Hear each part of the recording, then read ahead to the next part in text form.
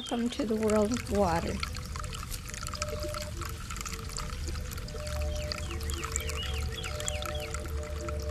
So it's time for us to sit back and think about water, all the ways we use it, how wonderful it is, all the way from the water in the womb of our mother to the water that we use to wash with, the water of baptism, the water that we use to cleanse ourselves, the way God cleanses our earth.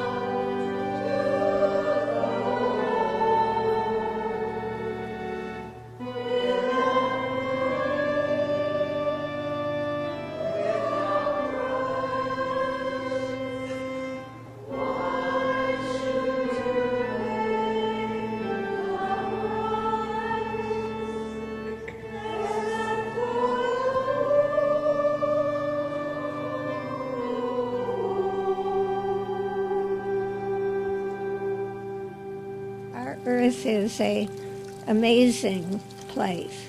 It's been around for some 3 billion years, and it stays clean. For the most part, we have done a job on polluting it, but it has an amazing automatic cleaning system. So one of the ways in which the Earth cleans itself is to evaporate the water from our oceans, and that's carried up into the air, and it condenses in the clouds, and then comes back down as rain. Rain essentially is distilled water, and that distilled water cleans the surface of the Earth. So it's like the Earth washes its face with rainwater. I can remember as a child, we used to run out in the rain, and we loved it. We'd go out in our underwear and run around, and we'd open our mouth and let the rain come in, and we loved the rain.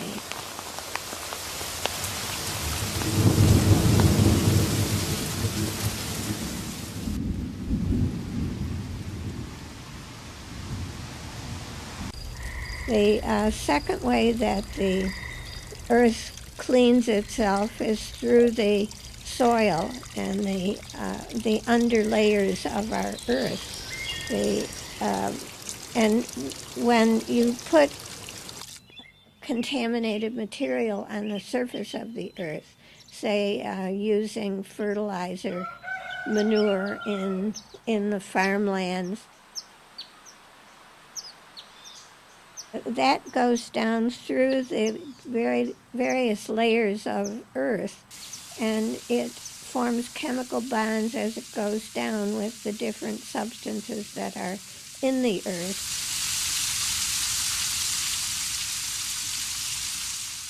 By the time it gets down to the deep groundwater aquifers, these are like underground rivers and underground containers of water, which is what we call the aquifers. It's pretty clean. It's so that the very clean water is in the deep groundwater. Then there's a third way that the Earth cleans itself, and that is in the deep ocean. In the bottom of the ocean, there are what are called upwellings. They're like spouts that move the water from the deep ocean up to the higher levels. So it basically provides clean water for the plankton. The plankton is the base of our food web, and the plankton are living creatures in the ocean, in the sea waters, and they feed the small fish, and the small fish feed the medium-sized fish, and the medium-sized fish feed the big fish. It's all a part of a food web, and it's the basis of human food, because many of the of the land vegetables and fruits, they need water, and many of the animals either drink water directly or they consume fish. So it's all connected. The whole of life is connected. And we are near the top of the chain, so we're the most dependent of all of the creatures on the planet.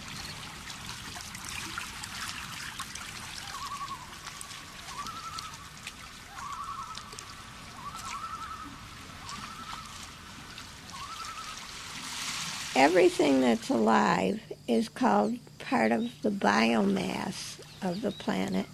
Biomass just includes trees and grass and bushes and flowers and birds, animals and humans.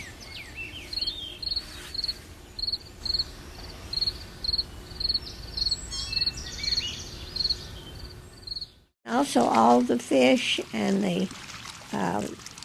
the seaweed and the huge whales, as well as the very small minnows. So everything is biomass. 90% of the biomass of the planet is in the oceans. That's kind of amazing because what you see around you and what's on the surface of the earth as land and living species on the land is really only 10% of what's on our planet.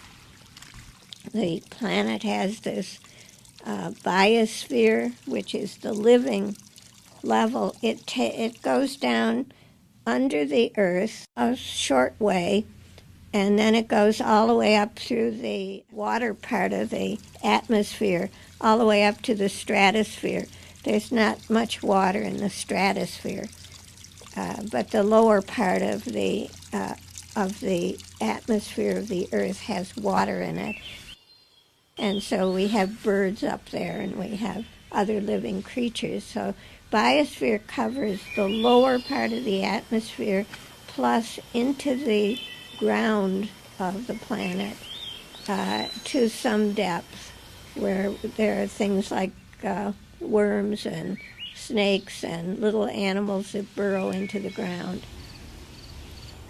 And this is the living part of the earth. Water is essential for all life. We don't have life without water.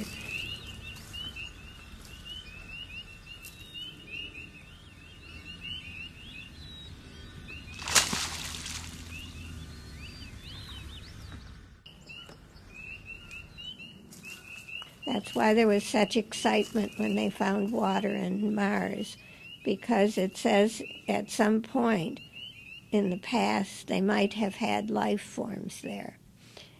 If the planet has no water, then there's no life as we know it, unless there's some other kind of life that we have no idea of.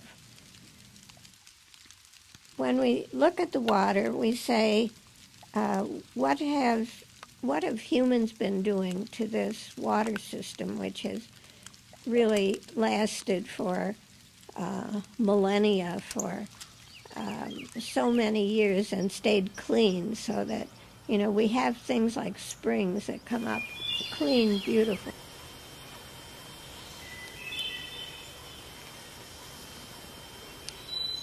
What have we been doing? Well, I think a lot of the problem has stemmed from the Industrial Revolution, and also from workers trying to clean up the problems in the factory.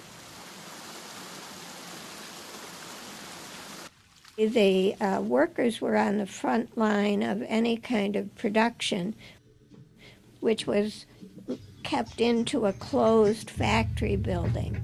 And they would be in the factory building 8 hours a day for 5 days a week.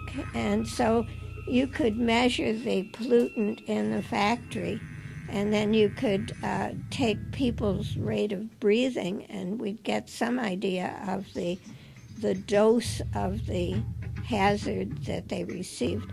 And you could make an estimate of their health effects, or you could even see their health effects because they were getting sick. Now, in order to clean up the problem in the factory, which was really killing the workers, they found ways to get rid of these hazardous materials. And one way is to send it up the stack into the air. Well, then the wind takes it away, but doesn't disappear it. It just moves it to someone else's backyard. So it started spreading these pollutants into the air, and they would get into the clouds, the same as the evaporating rain gets into the clouds, and then it starts coming down with the rain. So that was what we did to the system for cleaning the earth, cleaning the surface of the earth. The main pollution in our atmosphere that pollutes our rain started with the atmospheric nuclear testing. There were so many nuclear tests done in the atmosphere around the world that we raised this radioactive debris up to the stratosphere, and then it drops down to the troposphere, and it comes down with the rain. So this has been a major source.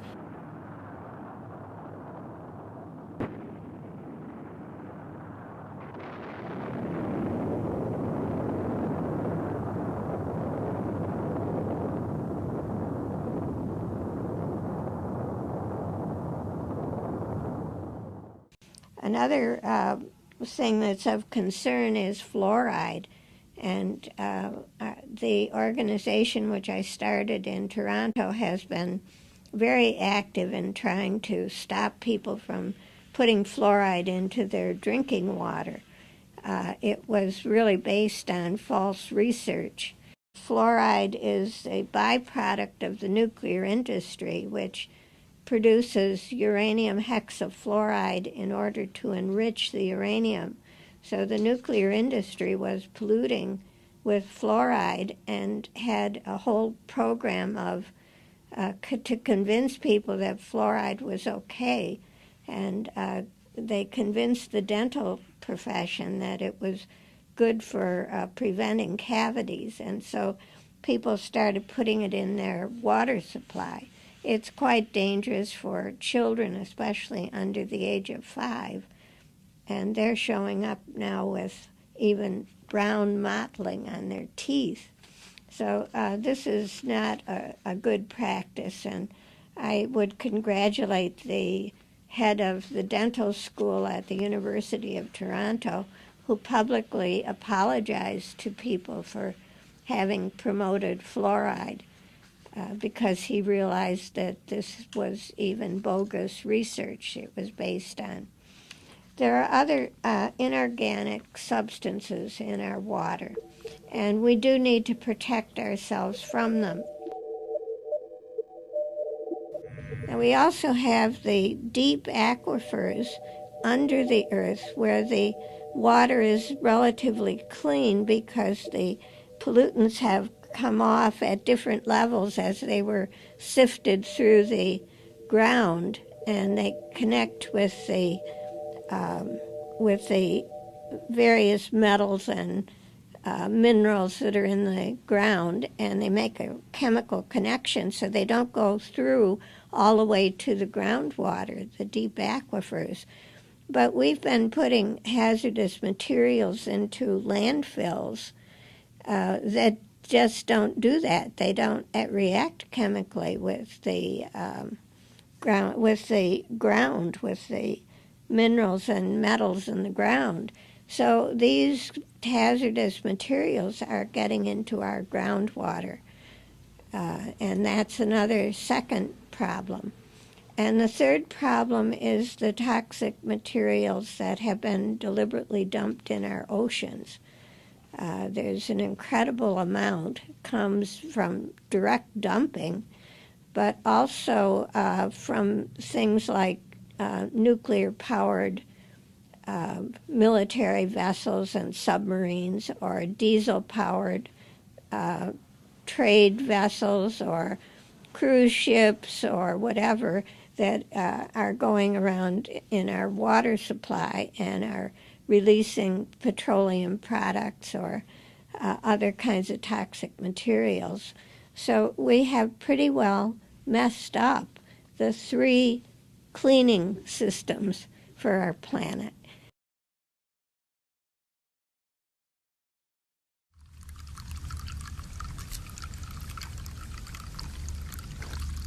Native people look at society and they say, who is most independent? And they say, well, the earth doesn't need the flowers and the plants and the vegetables and the trees. It could still exist. Therefore, Mother Earth is the most important.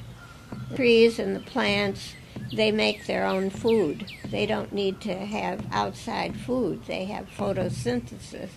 They didn't call that, but they knew that they could sustain themselves without the animals, except some that need to be fertilized with the bees and so on.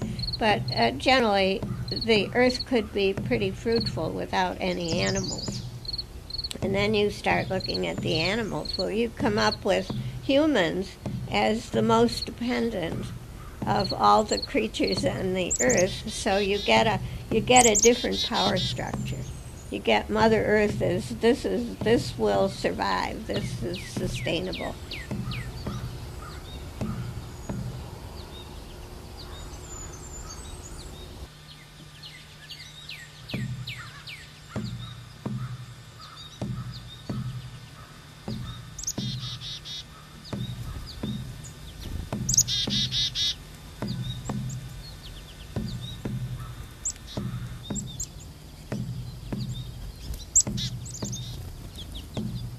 You have to be respectful of Mother Earth. You have to be respectful of the plants and the trees. You have to be respectful of the animals. And you do take what you need for food, but you don't sell it or exploit it. You don't cut down trees in order to make money. You don't exploit the animals for their fur so you can make fur coats. You know, it's a different attitude toward nature than the common Western attitude.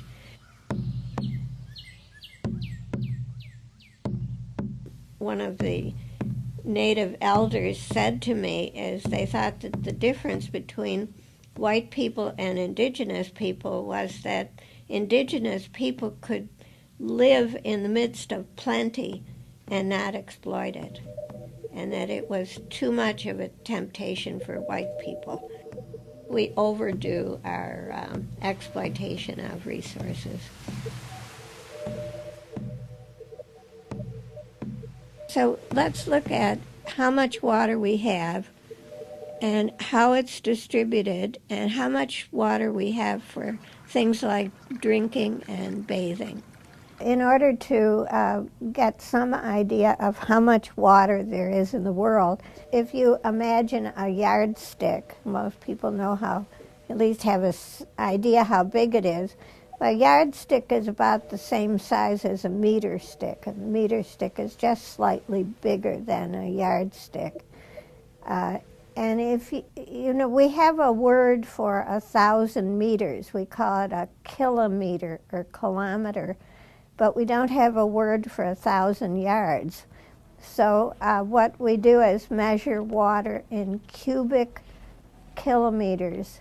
So if you can imagine 1,000 yardsticks and a cube, which has 1,000 yardsticks on each side, height, width, and depth, then you know what a cubic kilometer looks like. In the total global water, we have 1.4 billion cubic kilometers. That's how much water is on our planet. This has been estimated now using satellites. Most of that, in fact 97.5%, is salt water. It's in our oceans, and we have some salt lakes, like Salt Lake City is on a salt lake. Only 2.5% of that global water supply is fresh water or sweet water or unsalted water. I want to take that 2.5% of the global water and say, where is all of the fresh water? Well, it seems that almost 69% of it is in glaciers. And the glaciers have always been a water reservoir for the world. It's like it's like having a supply of oil for an emergency. Glaciers are our emergency water supply for all the living things on the planet. Another 30% of the fresh water is our deep groundwater, and that's the deep aquifers that we were talking about before. Another 1% is in ice and permafrost. This is kind of permanent ground ice both at the North Pole and the South Pole, the Arctic and the Antarctic. That's permanent ice and what's called permafrost. Less than 1% of this water is available to us as like drinking water and washing water. Our lakes have about 0.3%. The atmosphere has only 0.4%. The wetlands hold about 0.03% of the water. The rivers hold almost nothing, 0.006%. The plants and animals, we have water inside our bodies. About 70% of the human body is water, and that's 0.008% of the water, although we have 6.5 billion people on the planet. So there's a lot of water on our planet, but it won't absorb everything we do to it. We're blessed with 20% of the freshwater lakes in the world in our Great Lakes. The Great Lakes system is a very precious heritage in the United States and Canada. It's shared equally between the two countries. Another 20% of the freshwater lakes are in Russia, but their freshwater lake is fed by a spring. So there's an underground spring that keeps renewing their 20% of the water. Our 20% of the water comes from the glacial ages. So it was cut into the earth by glaciers, and it's glacial fresh water. Only about 1% of the water in the Great Lakes can be replaced by rain.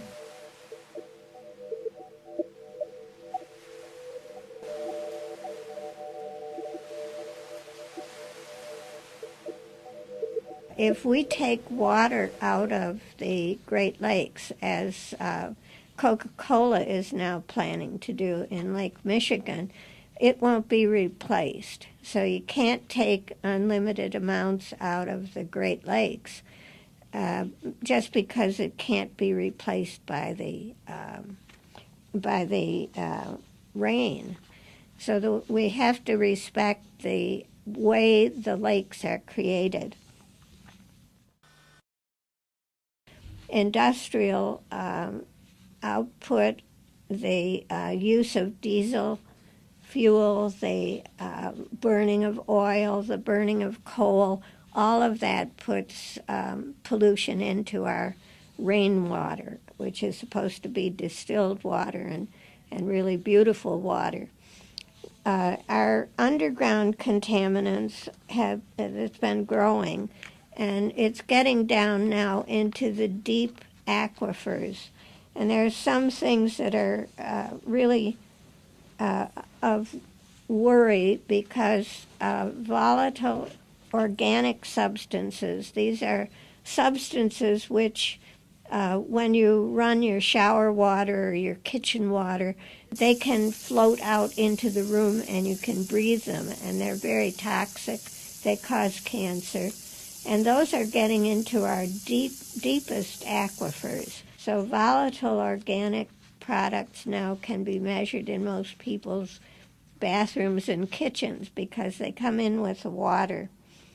Our metals, heavy metals, and even oddly formed metals because of some kind of industrial process can get into the water and come out, gets into our drinking water. 43 states, their deep aquifers have pesticide in them now. So the pesticide apparently is not trapped in the soil as it goes down to the deep water. So we have pesticides in it.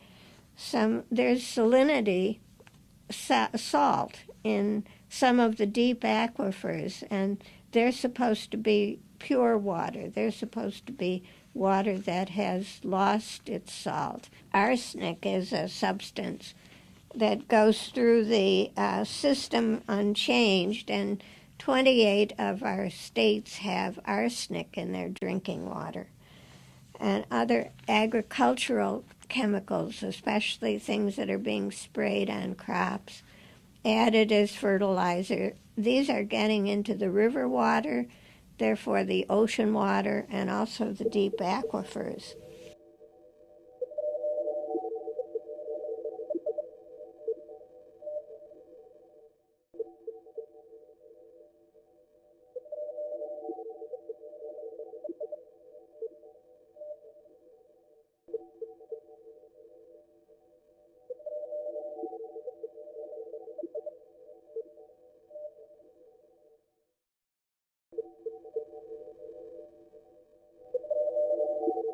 There are 3 companies now that are bottling water. It's Coke, Pepsi, and Nestle's. They are taking water from irrigation, from farms, especially in the third world. There's competition between the people who want to bottle the water and the people that want to use the water to raise food. So it's what do you want, food or water? It's a pretty tough choice. But, this is becoming a $100 billion a year industry globally. Meanwhile, the World Health Organization has been trying to get water for the 2 billion people in the world that don't have water. They don't have clean water. And they don't have water for sanitary purposes. They don't have drinking water. It would take 33 billion, which is about a third of the cost the money that's being spent on bottled water. Just a third of that would be enough to drop the number of people without water by 50%. So this is what we would like to do, and what you could help with doing is to reduce the use of bottled water and demand that the public water supply be cleaned up. It affects especially the poor because they can't afford to buy bottled water, and it's a huge international problem. Making money on water. Water is something God-given right. We have a natural or human right to water, and animals and plants have a right to water. So selling it is, to me, reprehensible. I think it goes counter to the rhythm of the earth, which has been so generous in providing us with water. We do try to avoid bottled water whenever we can. And we do try to use political pressure on our government to, first of all, don't put toxic things in the water, and clean up the water supply and delivery to everybody, not just to the people who can afford bottled water.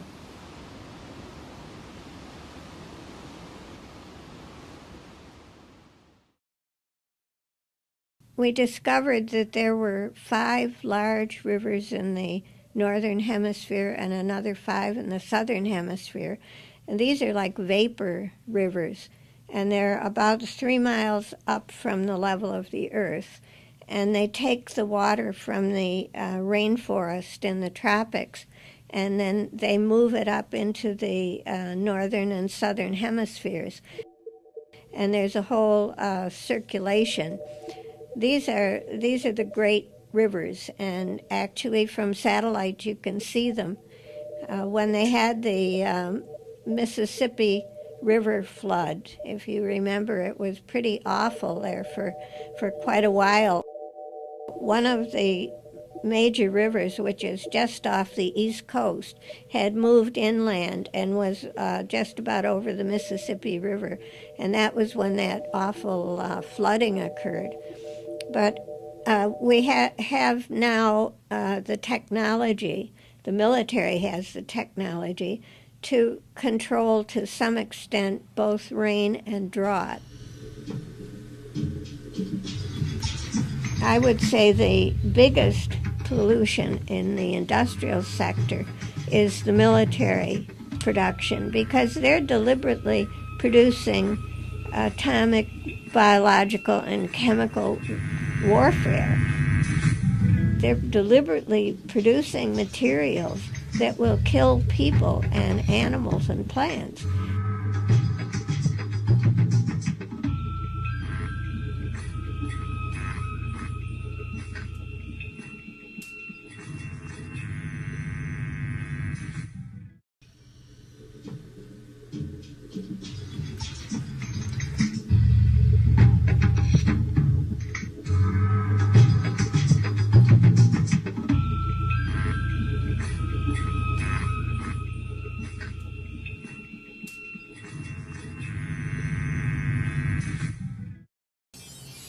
You know, this goes into our naturally recycling Earth.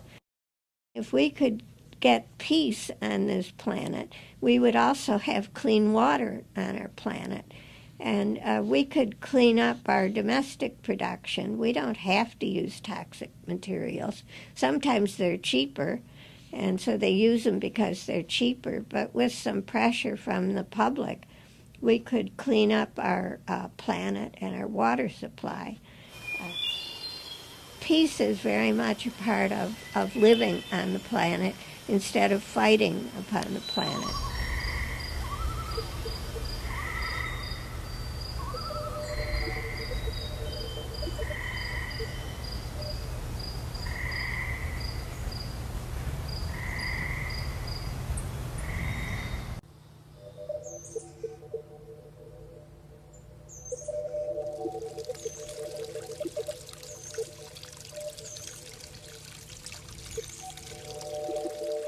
When we look at what are the competing uses of water, I know it's sometimes said that there's too many people on the planet and they take all the water. Well, that's not true. In the whole global situation, only 8% of the water, of the fresh water globally, is used by people.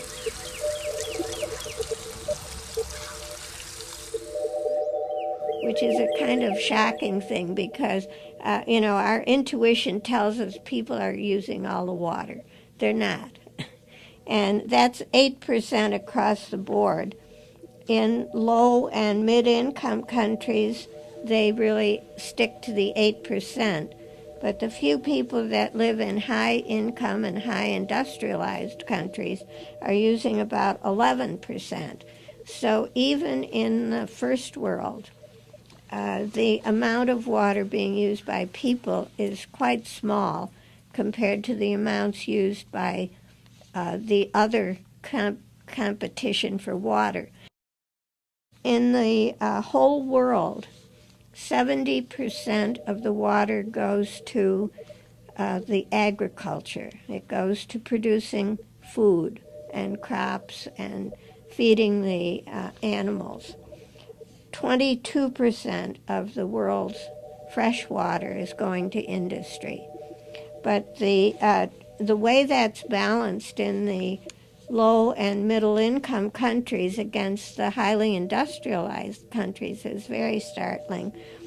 Only 10% of the water is going to industry in the poor countries and the middle income countries.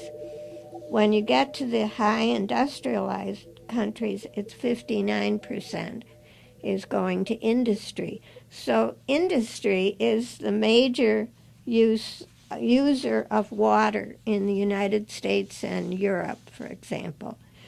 They're taking 60% of the water, and the people are taking 11%, and agriculture is taking 30%.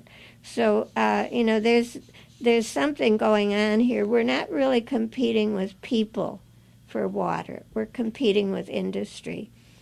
And industry pollutes the water that it takes because it takes it into its processing, picks up waste, and then it's affluent to our rivers and our lakes, or even they do deep well injections into the groundwater.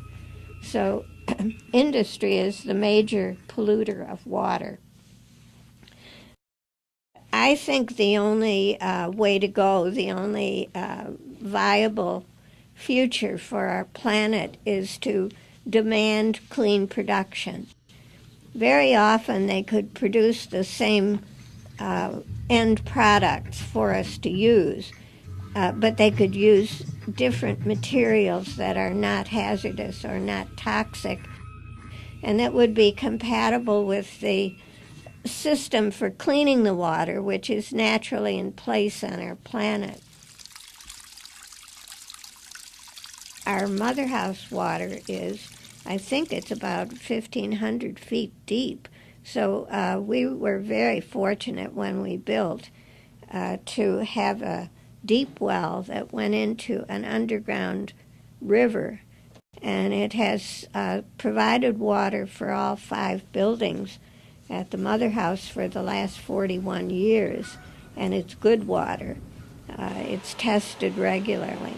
Even the most modern water purification system cannot remove things that we've been putting into the water.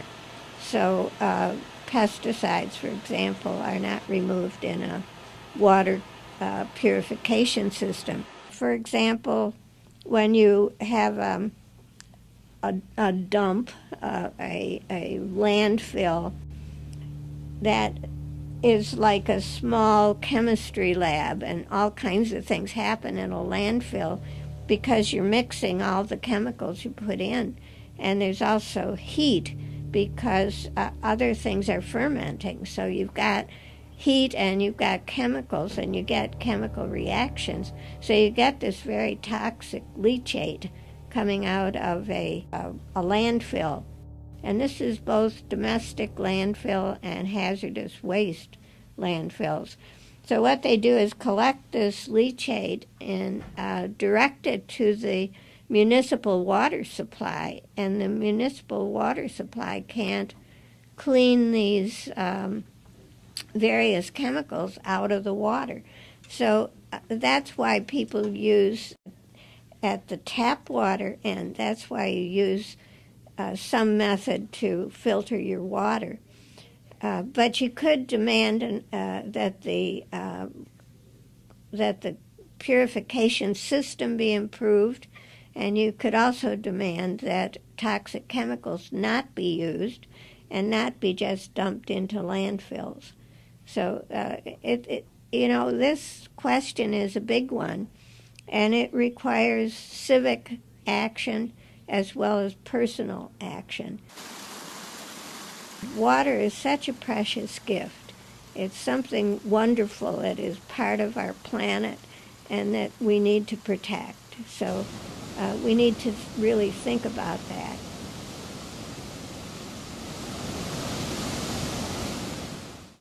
There are other things besides chemical pollution that also affect water. And remember, our human body is 70% water. So if it affects water that's outside of the body. It also affects water inside of the body. And that's things you might not have thought about, like electrical currents, cell towers, TVs, cell phones, you name it, Blackberries, little game devices, and even what's being built now are wireless city centers, where everything that's electric will work without being plugged in. That means that they're filling the city center with electromagnetic radiation. Now, we get electromagnetic radiation from the sun, so it's part of life and it supports life. But what you get from the sun is broadband. It's a broadband radiation. It does everything from cosmic rays to visible light to radio waves to extra low frequencies. So you get this broad electromagnetic radiation coming in from the sun.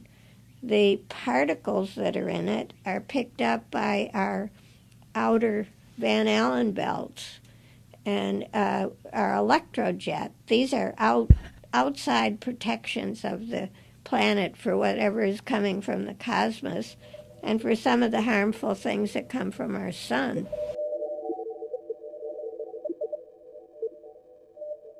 And then we have our ozone layer, which stops some of the ultraviolet light, which can be hurtful to living things. So we have a very beautifully designed planet, which allows the life-supporting rays to come through and stops the rays that are harmful. And we seem to be also destroying our ozone layer, which is protecting us from the ultraviolet rays. In the spring of 2003, the People's Health Assembly, which was an organization I participated in the foundation of, and it was public health workers from 92 different countries, mostly third world countries. And we met in Bangladesh, and they aired their problems, the problems of, based on the economy, the structural changes being demanded by the World Bank, and other kinds of outside pressures that were making it difficult to improve the health, especially in the poor countries. But the second problem that they identified as seriously affecting health was the water shortage and the water pollution. About 42,000 people die every day from waterborne diseases, diarrhea, or lack of water in areas that have a drought. And that's an awful lot of people in the course of a year. This is a daily number. So water is a huge problem. Their second victory was also accomplished in 2003, and that was the declaration by the World Health Organization that water is a human right. Now, water is included as a human right in the Human Rights Covenants that were 1947 that we hear a lot about, but those covenants included political rights, rights of to vote, right to assembly. They also have economic and social rights.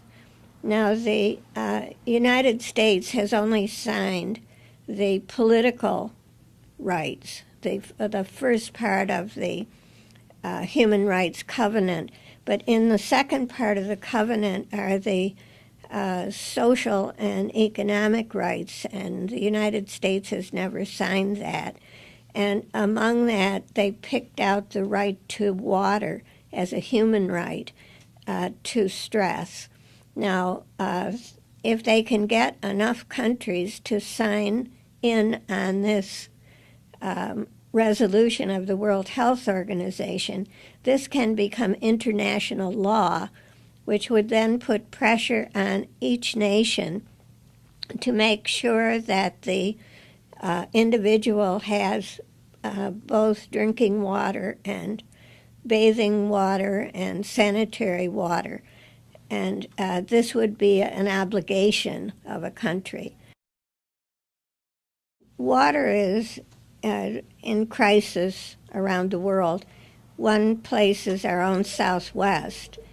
Even in desert areas, they're trying to grow green grass, plant things, or they're taking the water for irrigation for golf courses and for many other reasons, but they're taking it away from the indigenous people who have who live on the land and who have every right to the water for drinking and bathing and sanitary purposes. And they're also depleting the big rivers in the Southwest. Water is going to be the next item for international wars. We're having wars over oil now, but water is probably the next one. Just to give you a few samplings around the world, the Palestinians in the Gaza Strip, they take they're in the end of the river after it goes through the Israeli part, and it's often full of pesticides and a lot of industrial pollution. And so when they get the water, they're downstream just before it goes into the Mediterranean. It's at a very dangerous level of pollution. There's also tension between Israel and Syria over water rights. In the Asia, water is very scarce, and that's where the industrial companies are moving. The United States has been moving their industries into Asia, where they have technically trained cheap labor.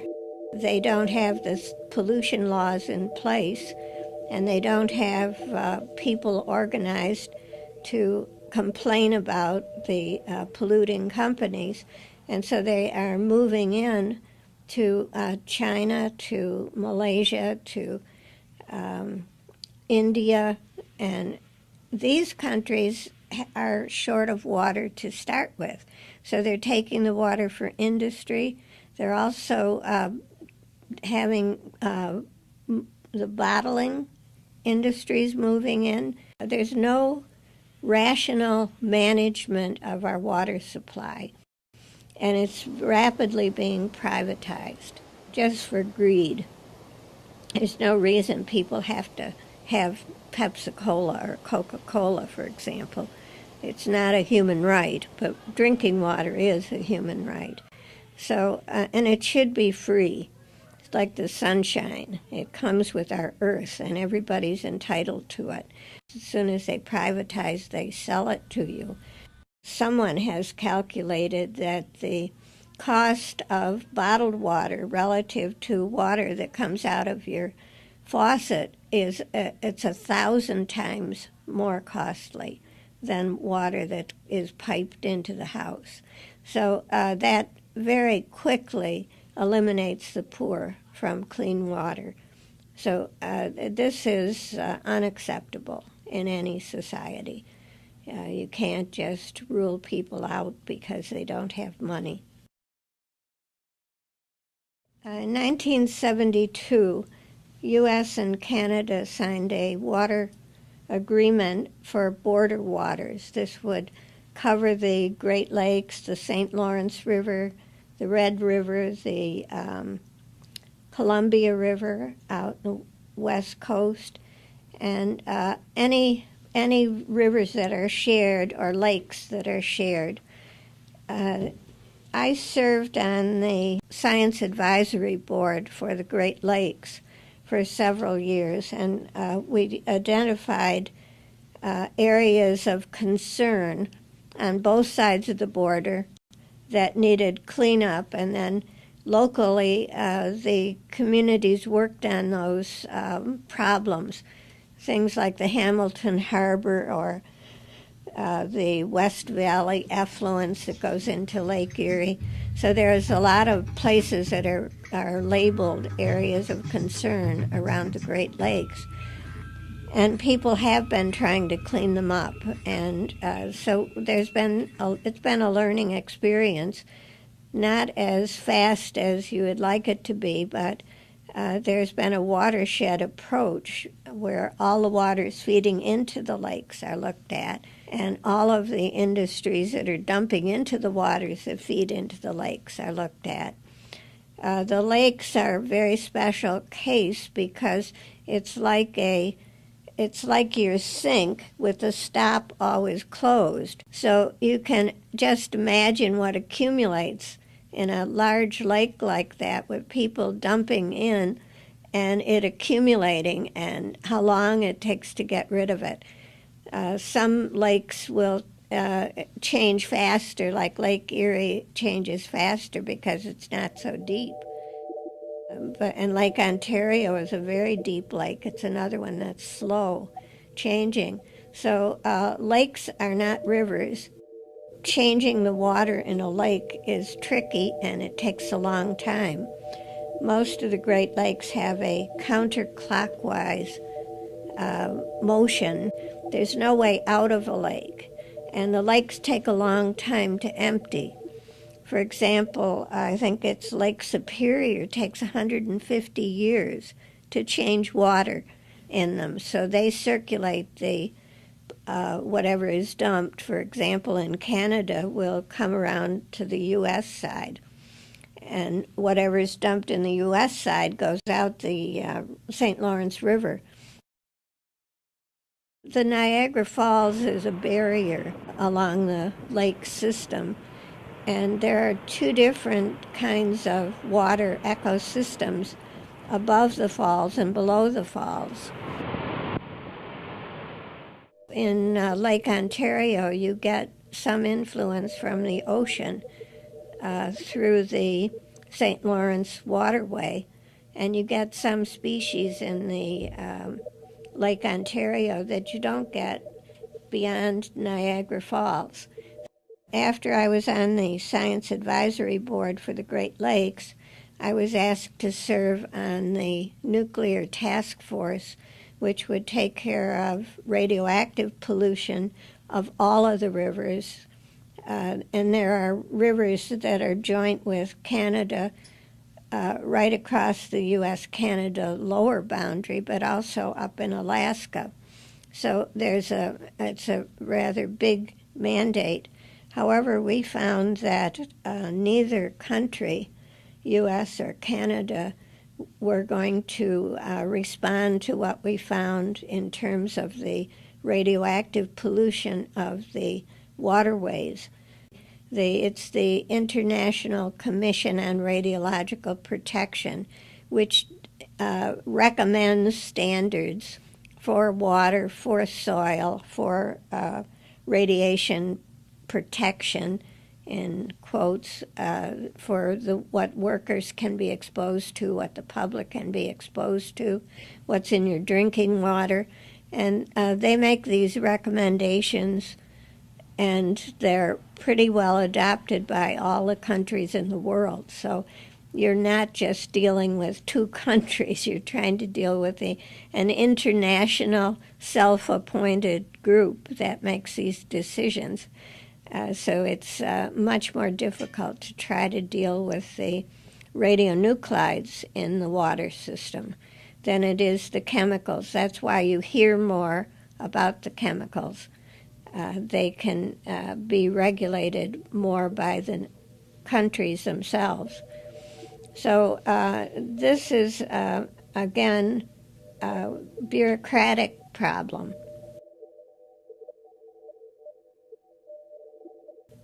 Everybody knows it's not good to have radioactive material in your drinking water. But how much, that is zero-based, health-based regulation. So there shouldn't be any. It should be zero. once you say, I can't operate at zero, then you get a kind of slippery system that says, well, make it as little as you possibly can. Lower it as far as you can. Or they have what they call an ALARA policy, as low as reasonably achievable. So it's an acronym. Well, as low as reasonably achievable doesn't hold up in a court. So if you tried to take them to court on how much was in your drinking water, you couldn't say it should be ALARA, and they didn't go low enough because they could say it's impossible. So it's not something you can litigate on. And so they set a level which is rather high from a public health standpoint and say, well, this is the maximum permissible level.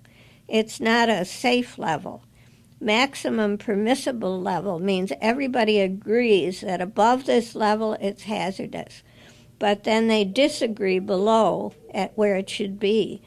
But when it comes to a court case for, say, cancer or death or anything that happens, you use that maximum permissible level, not zero. So it's a very complex legal problem, and it's the living things around the lakes and the rivers that suffer because they can actually operate right up to the maximum permissible level legally. And if anyone gets cancer or dies, that is a permissible level, and that's just an acceptable negative effect. It's something like collateral damage in the military. You just killed a few people, but you didn't intend to. So this is very difficult to deal with.